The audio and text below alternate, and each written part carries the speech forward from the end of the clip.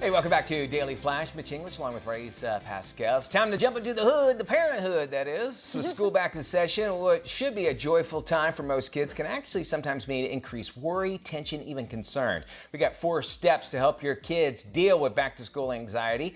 And joining us now is parenting expert Katherine Sellery. Bonjour, Katherine. How are you? Hey, bonjour, bonjour. Joining us from Paris, France. So we really appreciate that. I know that you're over there being a proud mom as well. So we want to talk about the 4 things that almost every kid, we all know they have some kind of anxiety at the beginning of the school year. Sometimes they don't show it, sometimes they do. It's probably good to actually have a conversation. And you've got 4 great tips that will actually lead to find out maybe if they're going through something. Let's go through those.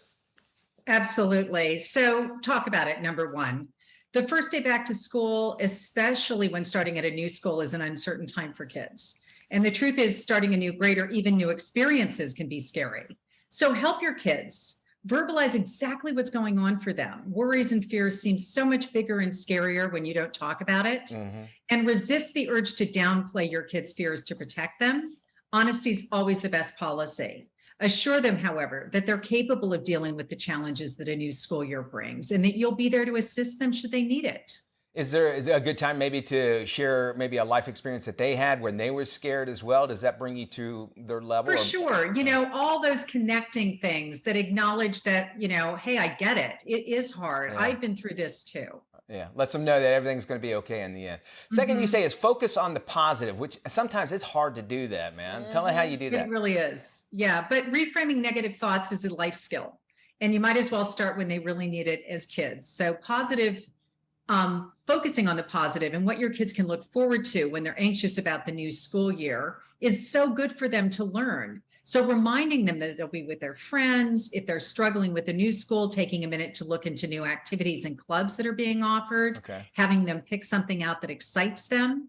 So teaching that positive self-talk to kids is a life skill that will support them the rest of their lives. So instead of thinking I could fail this test, assure them that they can start saying to themselves, I felt confident about my revisions on the material. Okay.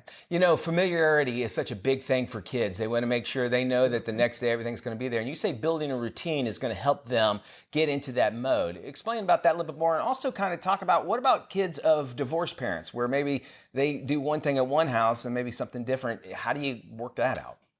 Yeah, that's a very good point. So kids do need consistency and predictability to feel secure, especially in difficult times. So the daily routine, if you can do that across many households, let's wake up, eat breakfast, go to school, pack your bag, do your homework, so forth.